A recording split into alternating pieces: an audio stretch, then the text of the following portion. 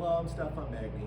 I'm going to illustrate the idea that each good faith offer should be reviewed by an experienced eminent domain attorney by looking at 3 cases that I handled as a young lawyer.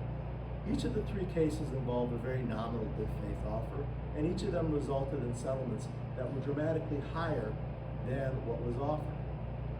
They illustrate 3 different reasons why a good faith offer could be insufficient.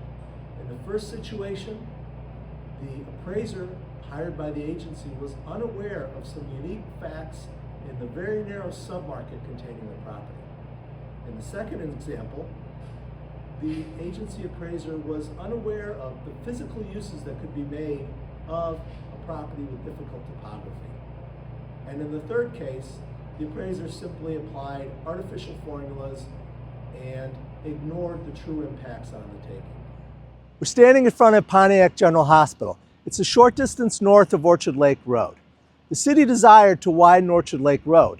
At the same time, the hospital was contemplating an expansion. It was buying improved residential homes and demolishing them, demonstrating that in the area of the proposed expansion, vacant land was worth more than improved houses. Let's go take a look at the property that was subject to the road expansion. As you can see, Orchard Lake Road is now 2 lanes in either direction with a boulevard. At the time, the city needed to acquire property on both sides for the expansion. This property on the corner of Johnson Street and Orchard Lake Road was vacant, as were many other properties, and the vacant properties did not have very much value, except on this block because of the hospital expansion. We were able to use comparable sales from the hospital expansion to demonstrate that on this block alone, there was a significant value. The city only offered a few $1,000s, but ended up paying over $50,000, plus reimbursing the attorney fees, paying interest, and reimbursing the appraisal expenses. The taking made the lot too small to build on, but the property owner kept it anyway. Why? He figured one day the hospital would come to him and pay him some money to be able to put a sign up on it. And there you go. We're on Franklin Road, just west of the Franklin Cider Mill.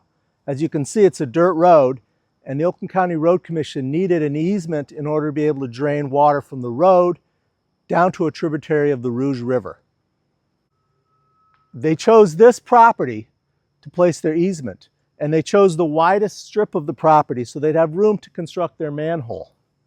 The Road Commission assumed that this was not a buildable lot, but the fact is everything's buildable if you're willing to spend the money to do it. The question was whether the extraordinary cost of building on this type of a hill would be outweighing the value of the property as a vacant lot. We hired a real estate appraiser who valued it as though it was a buildable lot.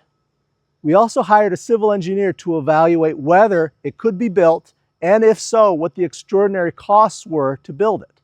The civil engineer concluded that yes, you could put a house on this lot, but only here in this spot because it was the widest area. But you couldn't do that after the easement was imposed because the easement prohibited it. You're not going to be building a house that has a backyard that you can go and play kickball with your kids, but you are going to get fairly spectacular views of a natural setting with the Rouge River down there. Keeping in mind that this is Franklin, which is one of the most affluent suburbs in Oakland County, which is one of the most affluent counties in the country, the values that you could get for a lot like this with this type of a view justified the cost. I don't remember exactly what the Road Commission offered. I think it was around $5,000. I do remember settling the case for $157,000 plus reimbursement of all the attorney fees and interest, as well as the cost of hiring the appraiser and the civil engineer. We're in Rochester. We're next to property that used to be owned by the city of Highland Park. At one time, Highland Park was quite a wealthy community because it enjoyed Chrysler's world headquarters and Ford's first assembly line. It was so wealthy that it could afford to own a tree farm here in the suburbs. The city fell on hard times and abandoned the tree farm when the drain commissioner came along and needed an easement to work on a stream running through the property. The easement was broad enough to allow the drain commissioner to remove the natural features of the stream.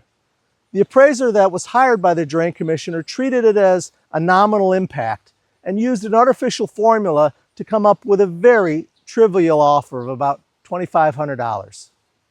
However, the highest and best use of the property was not an abandoned tree farm.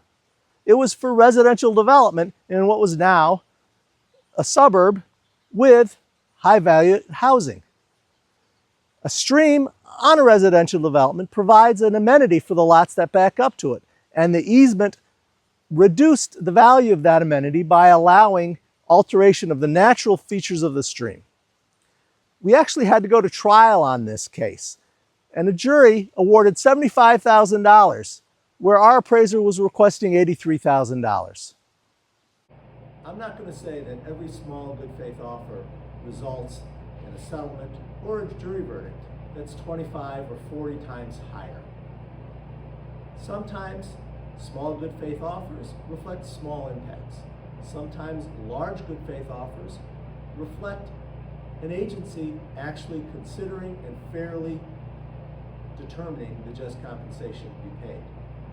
But the key is that every good faith offer should be examined by an experienced eminent domain attorney who handles cases on behalf of the owners.